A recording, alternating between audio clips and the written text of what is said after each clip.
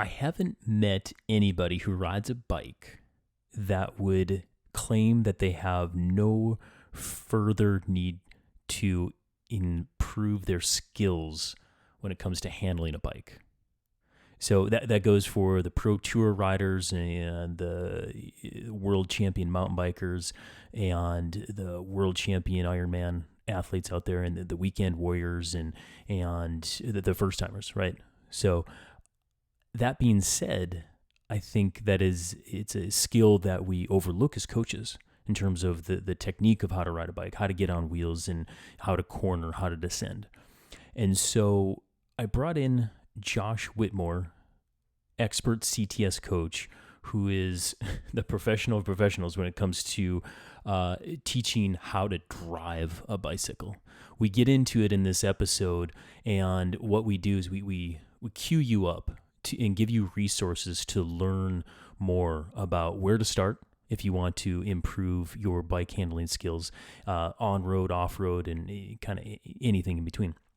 And so have a listen. I think you'll enjoy it. And also visit our landing page where Josh provides some extra videos and other opportunities for you to connect with him if you want to do a Zoom call, a virtually distance clinic session while we're in this pandemic, or if you're listening to this down the road and we got a vaccine and everybody's high-fiving again, you can schedule something with him and learn how to ride better. So bear with us. It's a unique episode because we're going to talk conceptually about how to do some of these skills and drills, but there's our takeaways where you can apply this right away to what you're doing on and off the bike to better equip yourself when it comes to riding. So everybody, Josh Whitmore, enjoy the bike skills and drills episode this week on the TrainRight podcast. Welcome to the TrainRight podcast, or welcome back. Today, we have a pretty good episode lined up as we're going to talk about skills and drills, like I already mentioned in the intro. And we have an expert in-house today. He's a fellow CTS coach, and his name is Josh Whitmore. Welcome to the show, Josh. Yeah, thanks for having me on, Adam. I feel quite humbled to be among the esteemed guests that you have had so far on this show. So yeah, glad to be here. Yeah, well, thank you for joining us.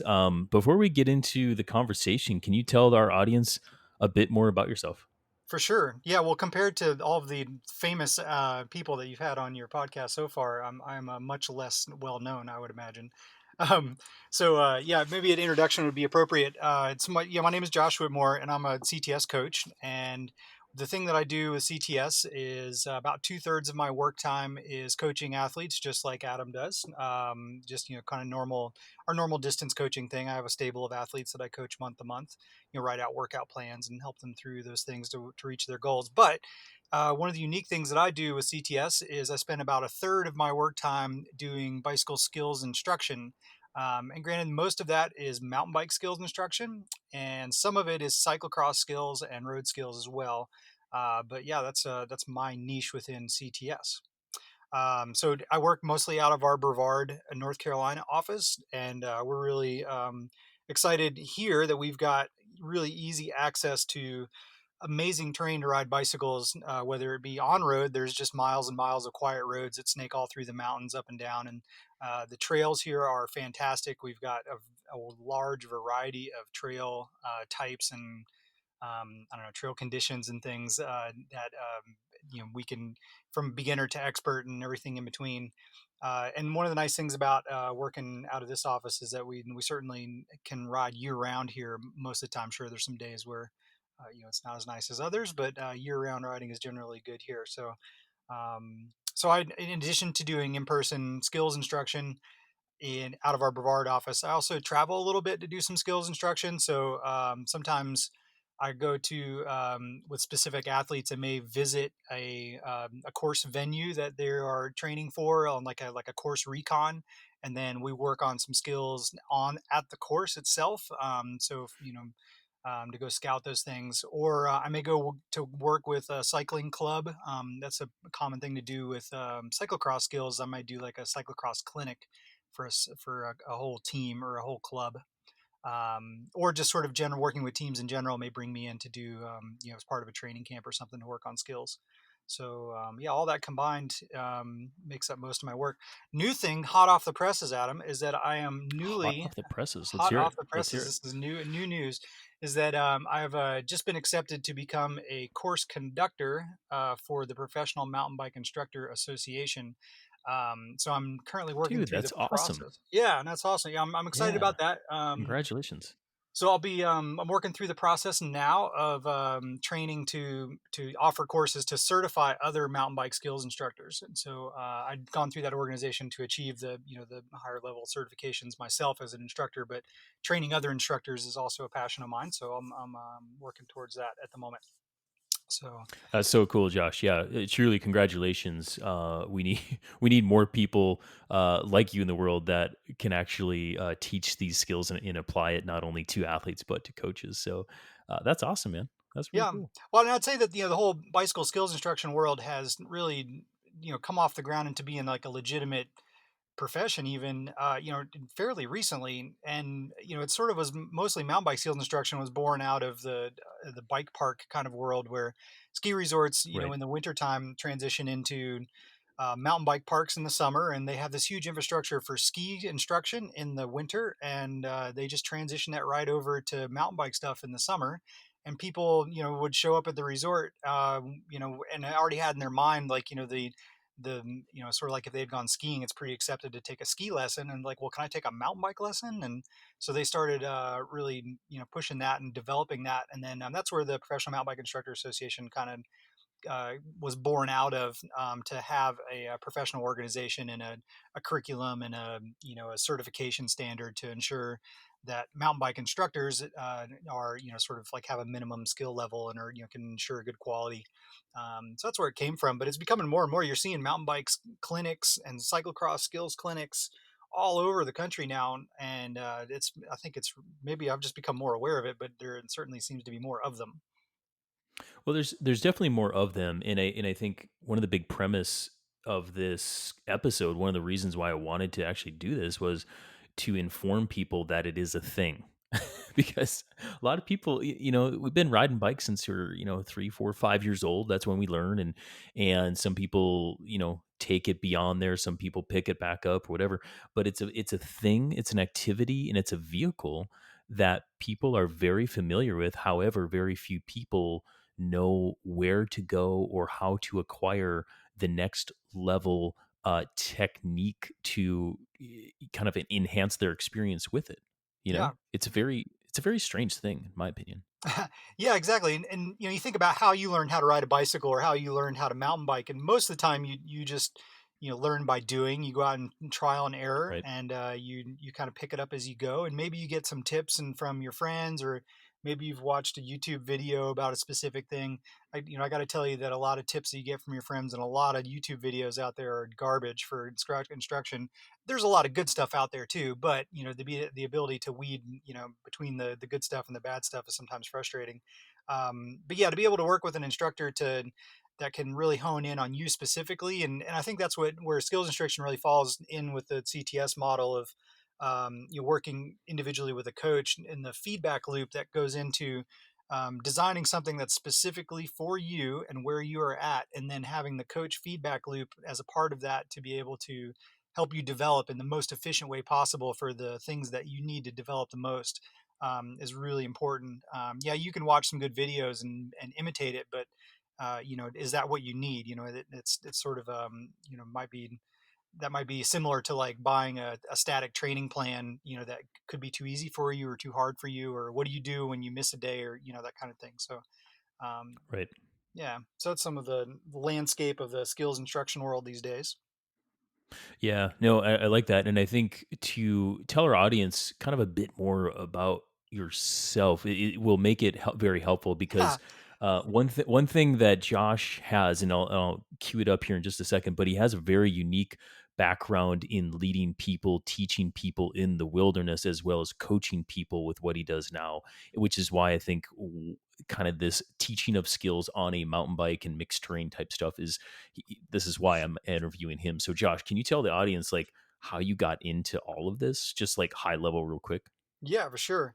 Um, yeah, I tell people that I've had three careers in my life, and I feel like that I'm now in my third career of coaching and doing the skills instruction world, and I feel like that my previous experience has coalesced into being lending a lot of, I guess, background and experience to what I do now. And so I tell people my first career was I was a professional bicycle racer, and this was back in the kind of the mid '90s, and I was part of the Olympic development program for the mountain biking being introduced to the Olympics in '96. I never made it to the Olympics, and I wasn't that good, but I did spend several years racing as a professional mountain bike racer, and did several guest appearances in pro road race stuff. And I found that my genetic aptitude for racing at the highest level in the country or the world was somewhat limited. There that was as if you know about the sport, that is also a sort of a dark time in professional and cycling history. So there may have been other reasons for that. Let's put it there. But so I found that I needed to enhance every single aspect other than fitness, including fitness, for me to be able to compete at the highest level. And I'm not talking about doping. I chose not to be a doper. However, I was, if I could maximize my fitness, that was part of it. But what else makes up performance in general? What other components? And you've been covering a lot of these, in other podcasts. What are the different aspects of performance, and certainly skills and bike driving skills were a big part of that, especially in mountain bike racing, and especially in the '90s when we were riding very limited ability equipment. So I've Yeah, totally.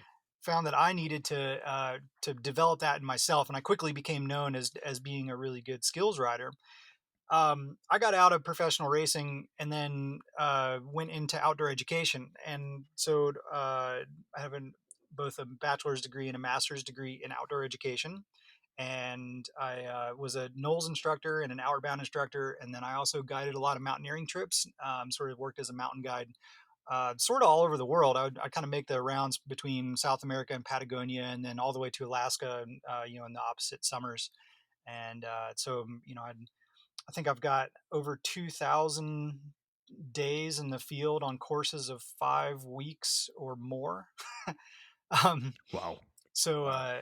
yeah, which was an amazing opportunity to spend a lot of time in really remote places, and and my primary function at that point was to teach students mountain skills, and to keep them safe and keep them from hurting themselves, and in really remote and dangerous environments.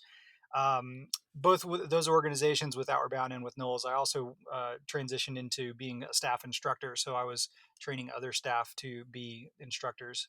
And then I also worked at a university for a while. I ran the outdoor programs at a university.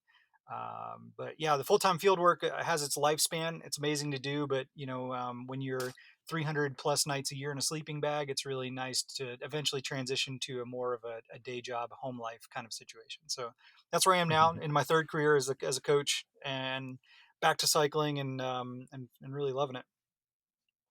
Yeah, yeah, that's great.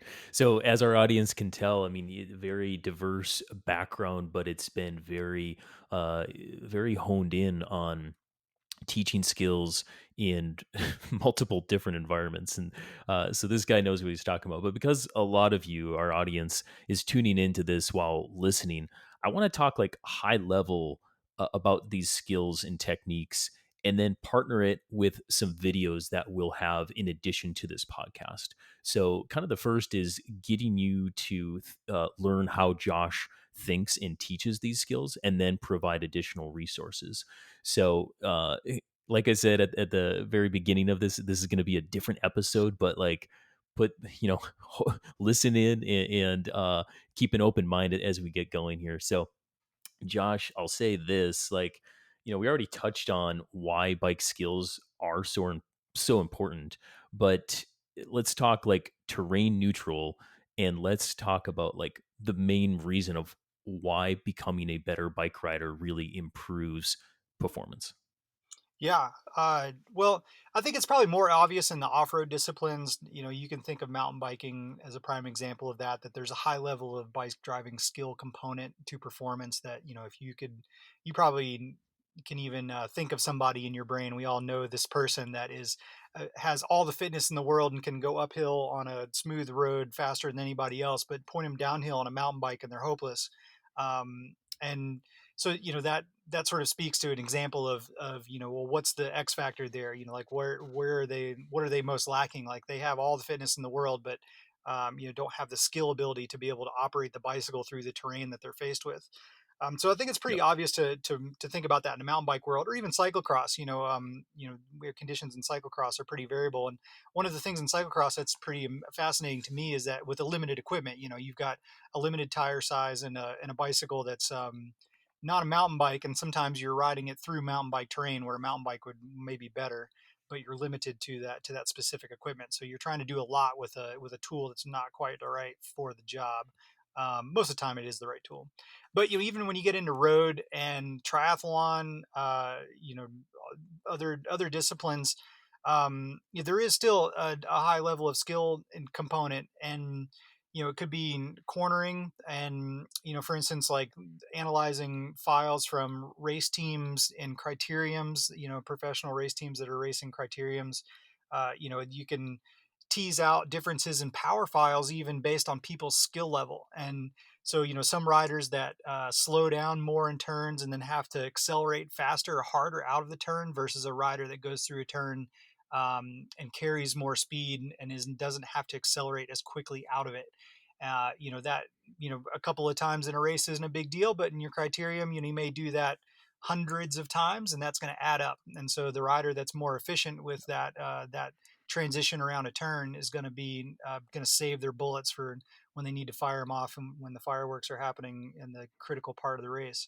I mean, that's just an example Yeah, from road that's racing. just yeah, no, it's a wonderful example, and I think that to paint that even more, it's like if you're in that race setting and there's the guy that kind of dangles off anytime that there's a technical thing, but then you get on the hill climb, or a girl, and they're coming up, and then they actually start leading the charge for a little bit, and then all of a sudden the technical bit comes, and then they're off the back, and then they come back up, and they keep on dangling back and forth. It's very inefficient, right? Hmm. And then all of a sudden, say they even fade or they're not there, for that time for the sprint or the critical moment, like as you said. If you're one of those people, like, tune in, right? Because you'll learn something.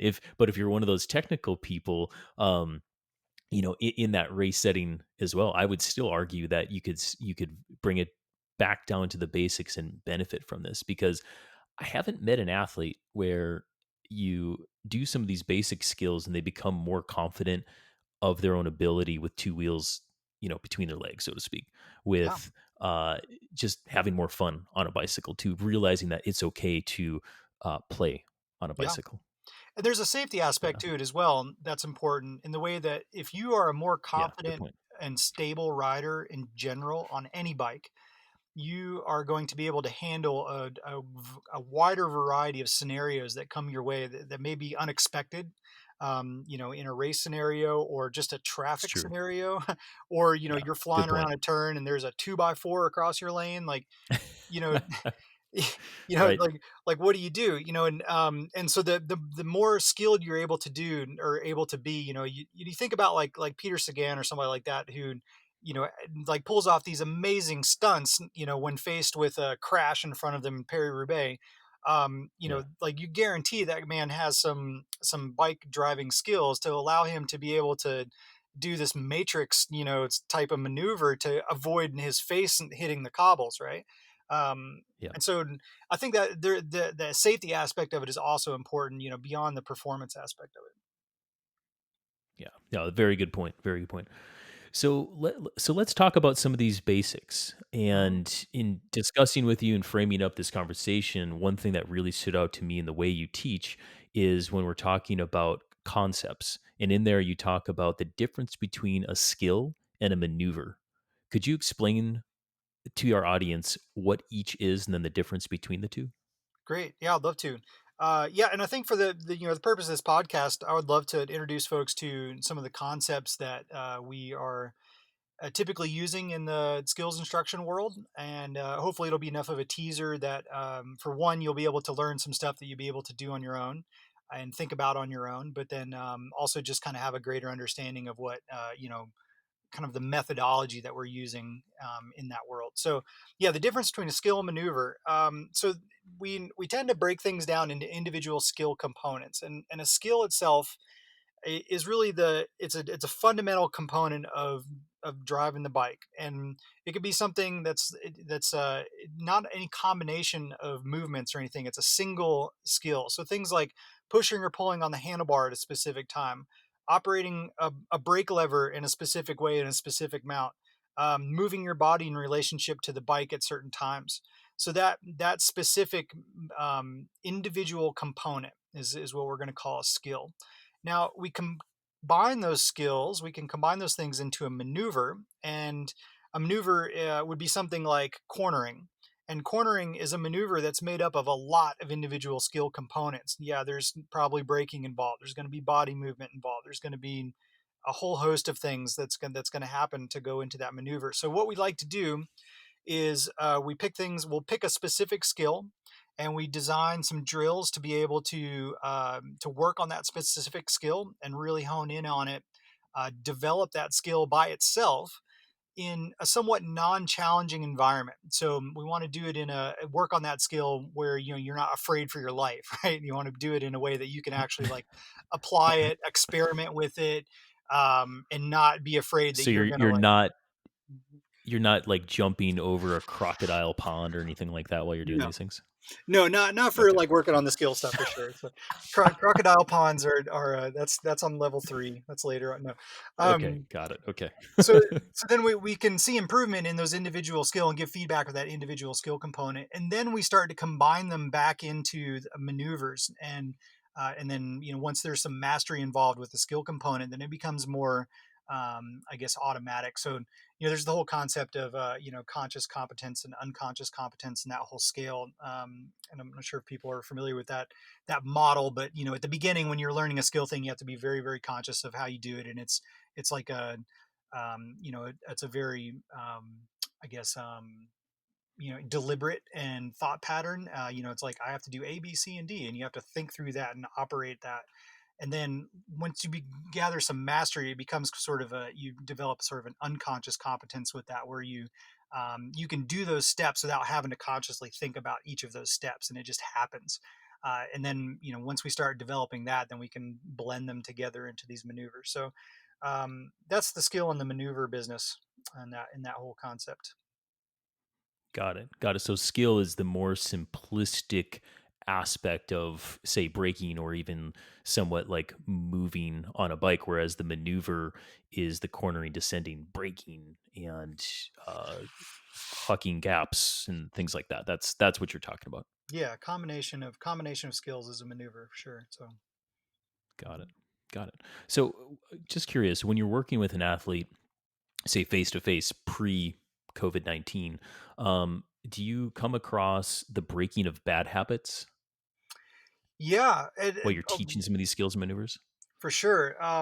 Yeah, one of the common things that I see is that yeah, people have learned a method to accomplish something that works, but it might not be the best way to further progress. So they sort of reach a plateau with it, and then that becomes a barrier for them to keep progressing. So like let's say, um, let's pick a specific skill on a mountain bike, like getting the front wheel over a log or up a step, like a front wheel lift. Hmm. That maybe they've developed a methodology on their own that allows them to get the wheel off the ground a certain amount, but there's a ceiling to that, and so then they sometimes need to unlearn the way that they've done it and relearn it a different way so that they can progress farther. So most folks that I start with, even when I work with professional gravity athletes, like people that are earning a living going downhill fast on a mountain bike, we start right at the beginning with super basics, and yeah, they can progress through the Yeah. progression like very quickly because they have a level of mastery that more beginner riders do not. But Hmm. to be able to concentrate on that very beginner, or I guess the entry level piece of it first, and build it up kind of like a a cake basically, like start with the you got to or a pyramid, start with the base of the pyramid first, and um, layer it up from there. So Yeah, yeah, yeah. That's good. And having that open mind, if you want to improve basically in everything, let alone bike skills, is probably the biggest aspect to have when you come in try to improve on a lot of this kind of stuff, right?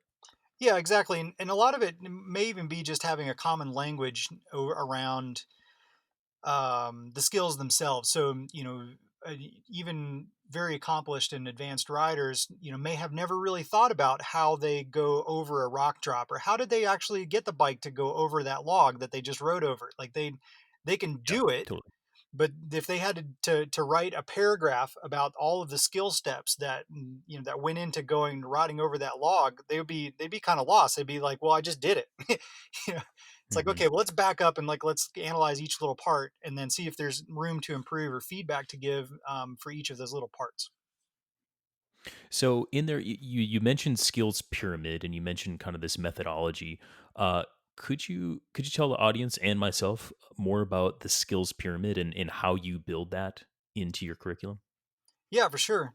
So one of the main concepts we work with is sort of an order of priority of I guess um, categories of skills. And if you think about it like a pyramid, that you have to build a big foundation or a nice foundation, spend a lot of time in the foundation, the base layer of that pyramid. And then, the next layer goes on top of that, and, vice versa, it goes up, to a point on the top. So Right. think about that as the skills pyramid. Now, what are the layers of the pyramid? Well, at the very base, the base of everything, the most important and basic part of all skills is body position and balance. So you can get a lot of other things wrong as long as your if your body position is correct, then you can make some mistakes in other categories and still survive, still do quite well. But Got it. if your body position is not correct, then that can is automatically a problem. So we spend a lot of time thinking about body position and drilling on that. The next layer up from that is operation and control. So that's things like braking and shifting. The third layer up is terrain awareness. So that's being able to scan the terrain ahead of you and be able to interpret the terrain. It's sort of like gathering data and then applying that data. Like, what? Okay, I see that, and so that means that I need to do A, B, C, and D. That's terrain awareness. The fourth level up is direction control, and that's cornering and otherwise changing direction of the bicycle. And there's some other ways to do that when like we're talking about nose pivots and rear wheel pivots and just like some different ways to change the direction of the bicycle, but direction control. And then the top of the pyramid is the fifth layer, and that's timing and coordination and being able to do things in a coordinated way in the correct order, in time it correctly, and to be able to do that. If you're trying to go for speed, then being able to do that in rapid succession quickly.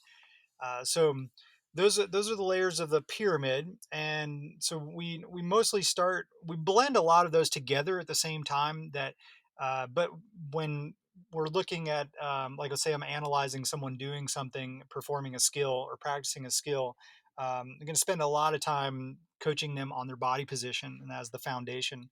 And then once they get that correct, then we can kind of move up the levels to to the other skill levels of the pyramid. Does that make sense? Got it.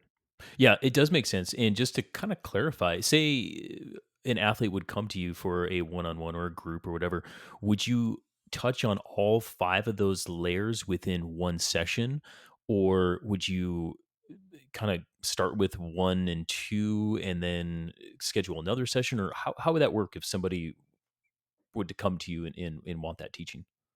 Yeah, that's completely custom. So, and a lot of that's going to Got it. depend on where they're at and what they need to work on most.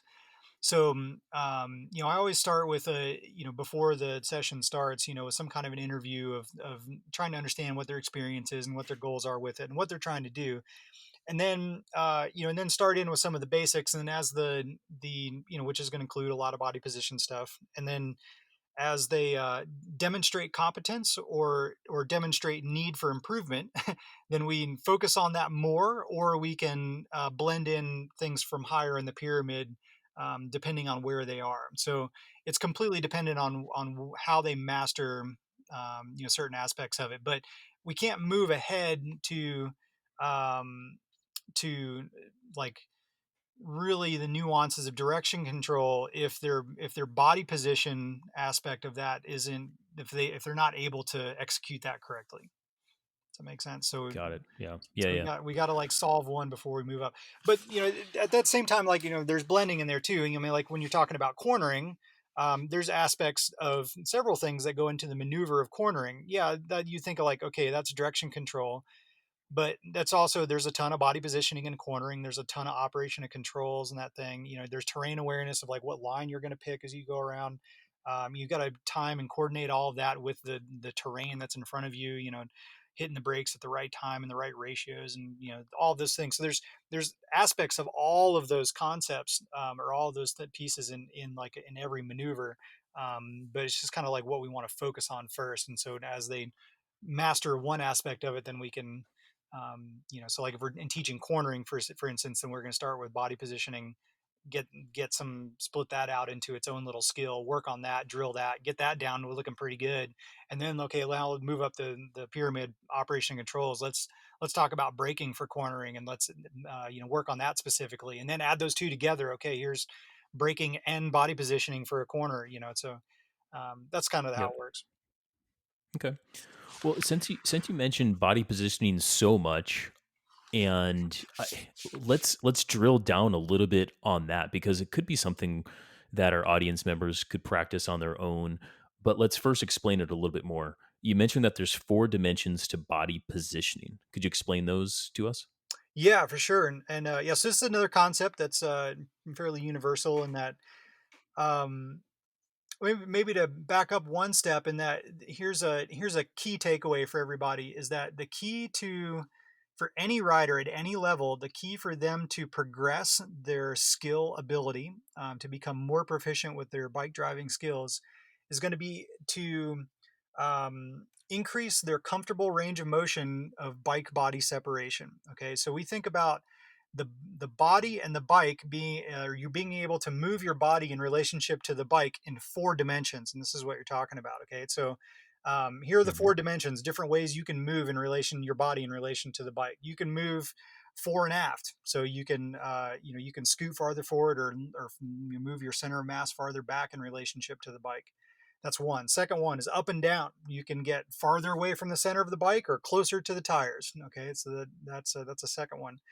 A third dimension is side to side, or like a lateral motion. So moving farther out to the left of the bike or moving farther to the right of the bike.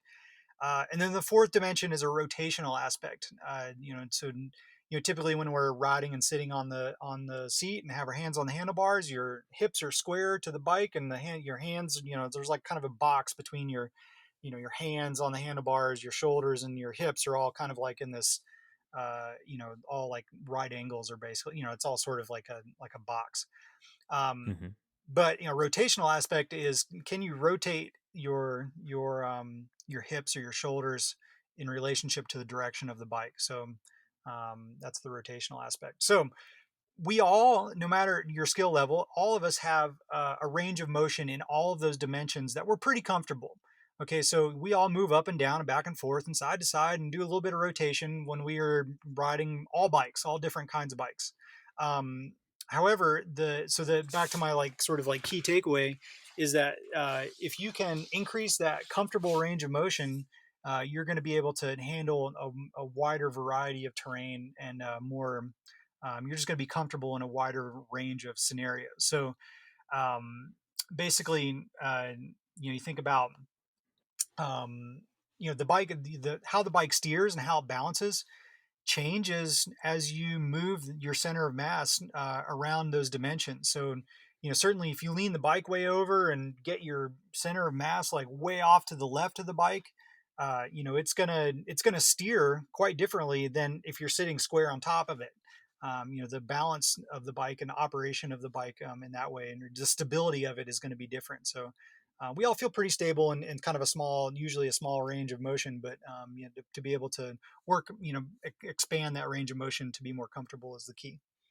Does that make Yeah. sense? It yeah, it makes complete sense, and I think for our listeners too, this would be a time where, say, if you're listening to this podcast at a computer or something like that, now is a time to start flipping to those videos because Josh will have resources there to uh, start with body positioning and just simple little skills. And we kind of joked about like doing this in a safe environment, but when I've taught these before, and Josh similar, uh, for some of these body positioning stuff, we're doing this in the grass. So if there's a tumble or you topple over, which is actually a good thing because you're learning, you just fall right in the grass. Am I right, Josh? That's the safe environment you're talking about. Yeah, grass is appropriate. Basically what, depending on the skill level of the rider, we need to make the environment for learning be conducive to actual learning. So, if you are, um, have a fear response in some way, then, you sort of initiate that, fight, what is it? Fight or flight. I'm having trouble saying that. Hmm. Kind of response. Then, what happens to the body when you have that kind of fear response? You get tense. You're Super tense. you get very like conservative, Right. and guess what? How do you think that that works with your range of motion over the bicycle, right? It's gonna it's gonna Yeah. limit your range of motion over the bike, and we're trying to get you to be more free and more comfortable in a wider range. So the most important thing is that we gotta remove the or have an environment that is not challenging when you're working on a specific skill. It's got to be in an environment that is not so challenging that it causes a fear response. Now that's going to look different for different people. For some riders, and I've worked with some road riders that have never ridden their road bike in grass before, and that may be intimidating for them. And so then they have it's squishy and it doesn't feel like turning on the pavement. Their handlebars don't like, so that may be different enough for them that's like, it'd be better to just do it in a paid parking lot or something. So Got it. just reading each rider, whereas like, working with like World Cup downhill racers or something, then okay, we're going to work on braking and we're going to do it down this like mega chunky rock garden that's 45-degree slope. So, and that's in their comfort zone. They're like, okay, yeah, sure, I was whatever. gonna say that's the happy spot right there. That's the Right, happy zone. right. Whereas Okay, so for our listeners like listening to this, and they're like, okay, Josh, I want to try some of this stuff. I'm gonna watch your video. Like, what bike should they do it on? And say if it is that roadie, do you do it in the pavement parking lot? Like, where do people start with this if they flip open the YouTube and start watching you? Yeah, I think any bike works. So, I think that some of this stuff is going to be more geared towards mountain biking, but I think a lot of it works on any bike. So Hmm. their road bike or their gravel bike or whatever. There's things that they can do, you know, with any Triathlon bike. bike. Yeah, try bike, man. I tell you what, I have some of the most scared times I've ever been on a bicycle have been like Hmm. fully tucked on aero bars on a tri bike going like a gazillion Oh yeah, miles an for hour down sure. a hill and like trying to navigate around turns or like a gust of wind like comes by and then you got this huge wheels that like you better believe that if you are stable and comfortable in a wide variety of conditions on a time trial bike or a tri bike, you're going to be able to put out power more often or more consistently, and not back off the pedals, and your time is going to be less on that bike the more comfortable or the more confident you are on it. So yeah, I'd say yeah, some of this stuff is going to be more suited to mountain bike. I mean, you're not going to be doing like front wheel lifts on your triathlon bike, but but you could. For sure. That's kind of my point. Yeah. Right. So, but there are Right. things but I would like to in the in some of the in the video stuff. There's stuff I'd like to do that would be kind of like bike, not so bike dependent. So, I think there's things you can work on Yeah. any bike. Okay. Okay. Very cool. And should we do these clipped in, clipped out? Like, where are we on the attachment to the bike situation? Yeah, that's a big debate in kind of the mountain bike world of should I ride ride clip shoes or should I ride flats or what and um, Right. So, my answer to that is that, it's essentially whatever you're comfortable with. There are advantages and disadvantages to both.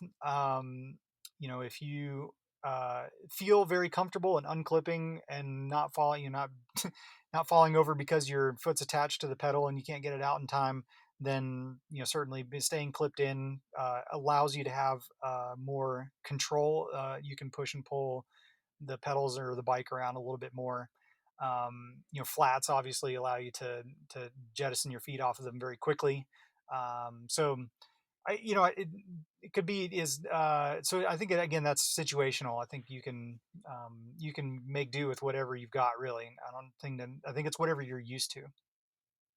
Yeah, yeah. I think that's the most appropriate way. Is like start with what you're used to, and if you want to be conservative, you could take the road bike out on the whatever pedals you have, and potentially wear your own road shoes to start with. If that's not feeling good, bring a pair of sneakers, and you can quickly convert over something like that. Yeah. Um, Yeah, if you're doing but some one, like, some cornering drills in a parking lot with some cones or something, or some like, tight turn kind of stuff on a road bike on a paved parking lot. Yeah, you could do that fine with a running shoe just on top of a road pedal. That'd be just fine. All when you start getting into needing to maneuver the bike a little bit, for, then you got to yeah. So anyway, yeah, for I sure. think all that works fine. Yeah. How about should people do this like pre-training ride, post-training ride, or in addition to a training ride, or how should people weave this into their normal training, or is it just not a training ride? They just need to go out and do it. Well, again, I think it's all the above.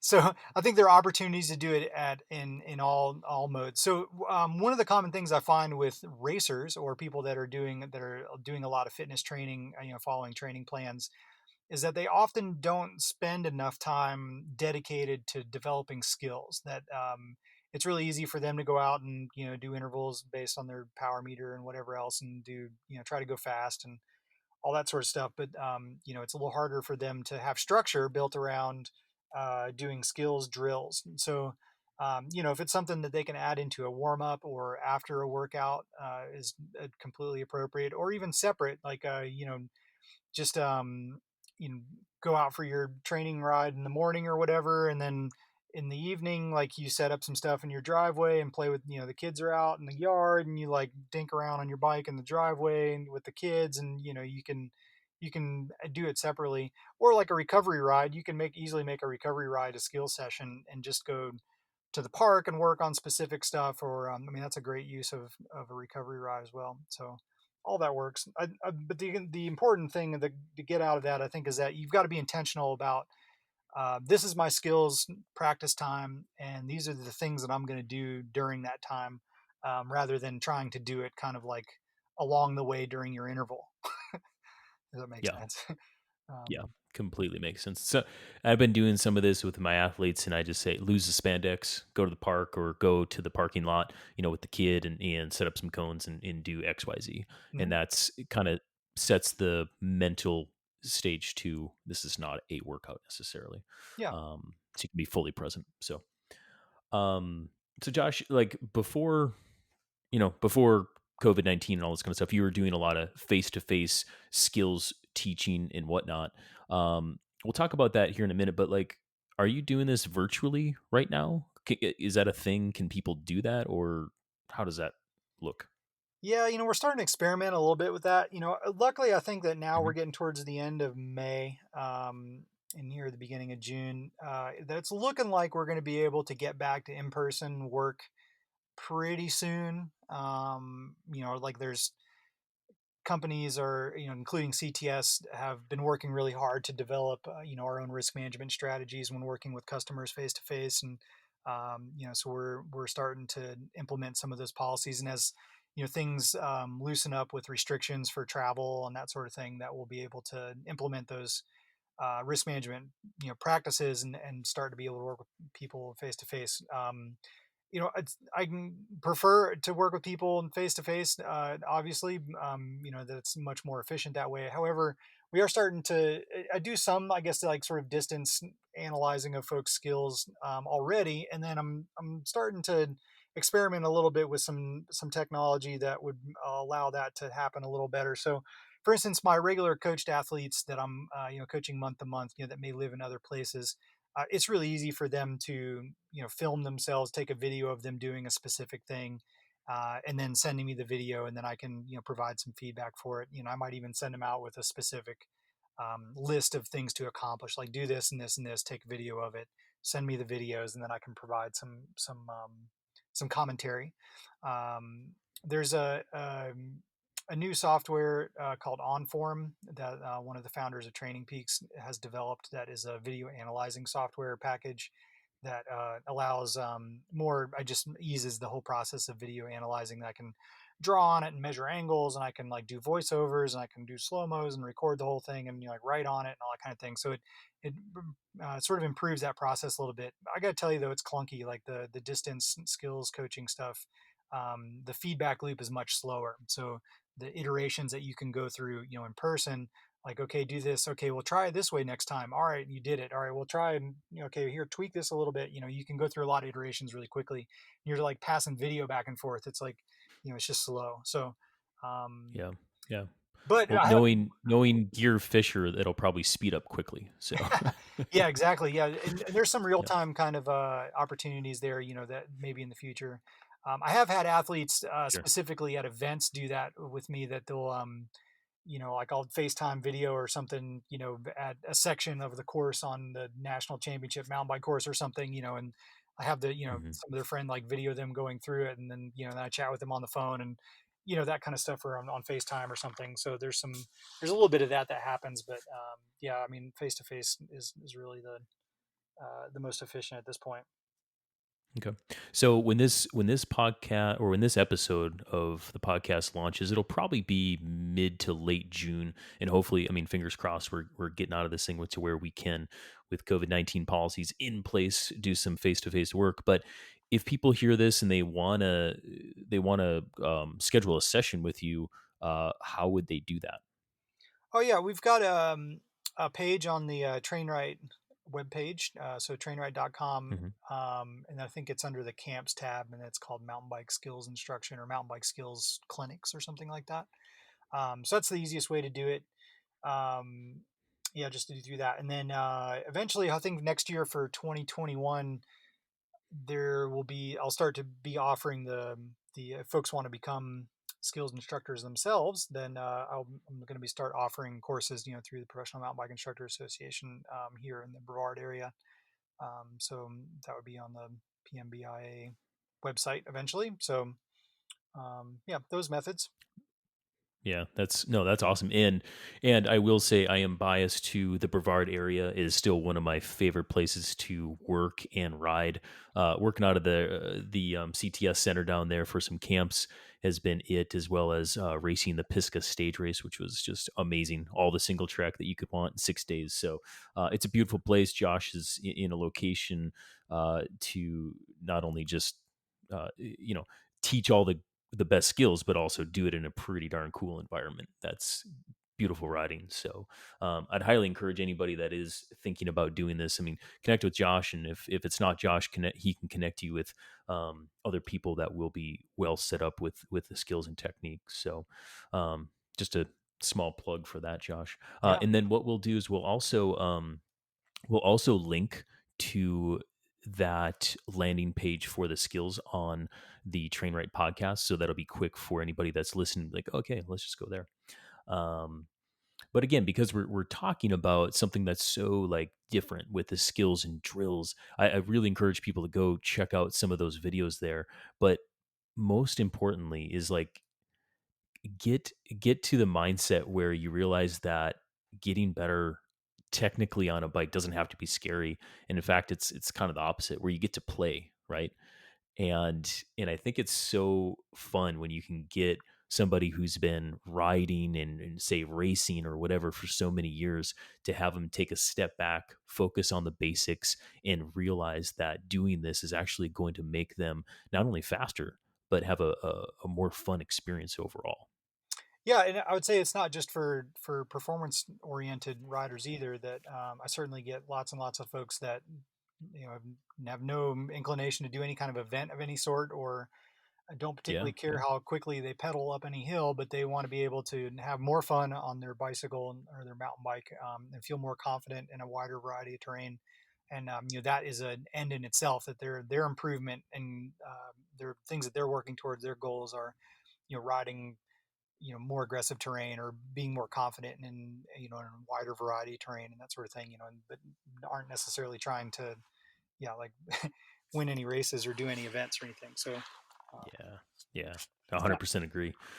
Well, Josh, before we wrap and I let you go, I've got three questions for you, and some of it's fun and some of it's for our audience to take something away from this and apply it to their own training and skills and development. So, if you're ready, we'll get right into it. let's do it. Cool. So, what is your favorite drill to teach? Ooh, I'm gonna say cornering with that, in the way.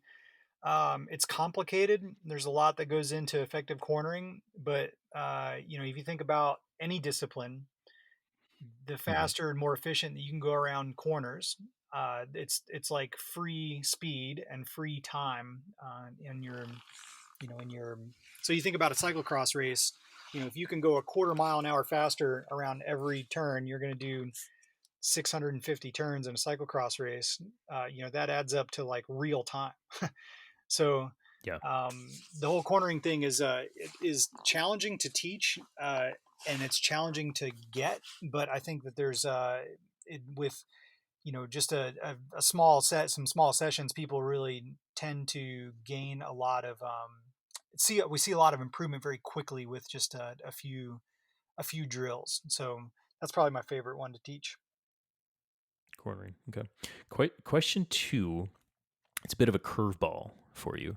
But what would be one skill, if you had to distill it down to one skill that you'd say everybody that you've seen and worked with probably needs to work on, or you could even make the blanket statement that everybody who rides bikes probably could benefit from working on this one? What would that skill be? And it could be the same answer as the first. I have no idea. I'm just throwing it out there. So, what is like one skill that you think everybody probably could benefit from working on? Yeah.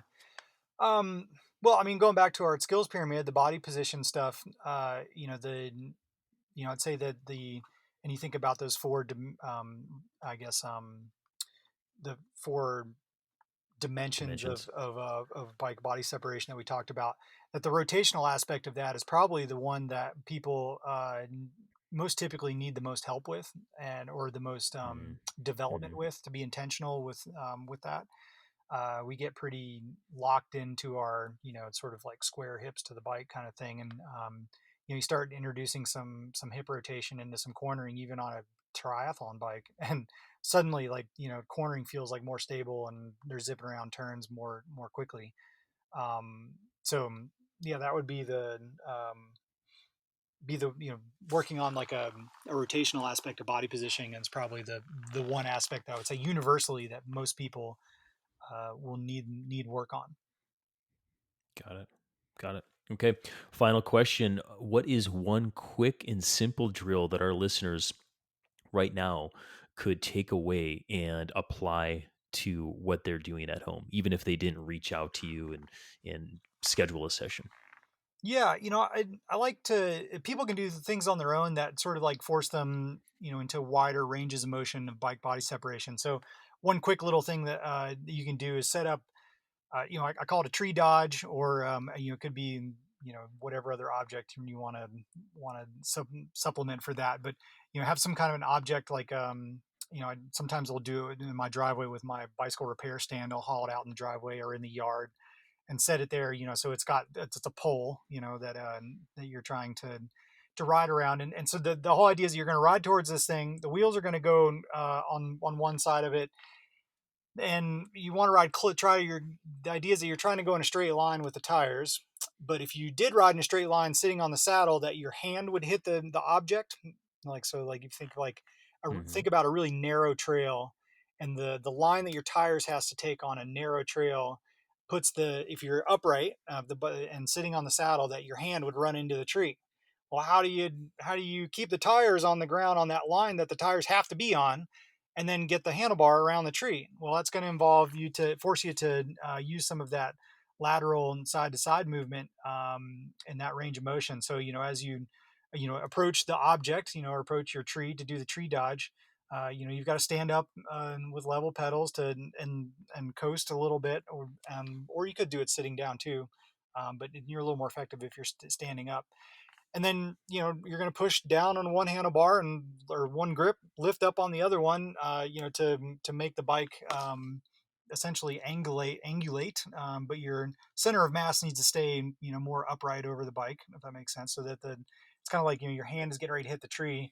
You angle the bike over to the side so that um, the handlebar or your grip, your hand moves out of the way of the tree, and then as you clear the tree, then you go back to upright. I'm not sure if that was a visual description that people.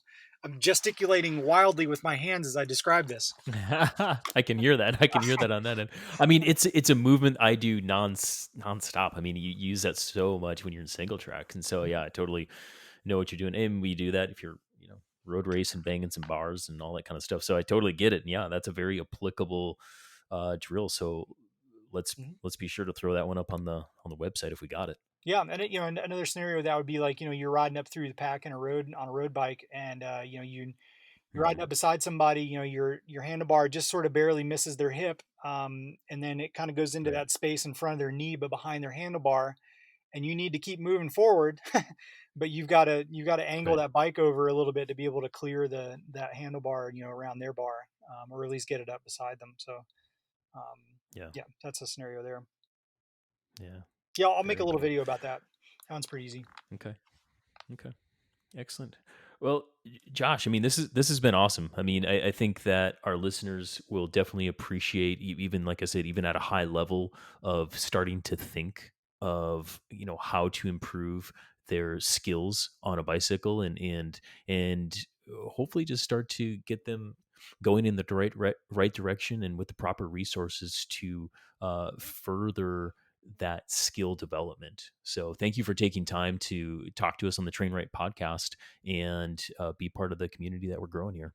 Yeah, for sure. I'm glad to be it. And again, I'm humbled to be a part of the your esteemed guest list here. So, but yeah, I think Oh, it's an it's just important. become more esteemed, Josh. It's more No, esteemed now. no, So no, but I do like the way that you're sort of rounding out different aspects of performance. And so I think that the bigger conversation, the big picture of the things that you're covering in the podcast, wouldn't be complete if we didn't at least spend some time on skills acquisition and that part of it as well. So I appreciate the opportunity to explain some of those things, and hopefully gets people thinking about it a little bit, and getting onto their own path of improvement. And maybe that unlocks some additional free performance for them that they didn't think that they or didn't know that they needed. yeah, no, that's it. No, and I appreciate the kind words. So if our listeners want to follow you on the socials, where can they find you? Yeah, I'm on Instagram as I am Josh Whitmore, and you can find me on Facebook too. And that's about it. I tend not to Twitter, um, but yeah, and I'm not a prolific social user, but I lurk around there a little bit. All right, cool, very cool. Well, thank you again, Josh, and have a great evening. Yeah, man. Thanks.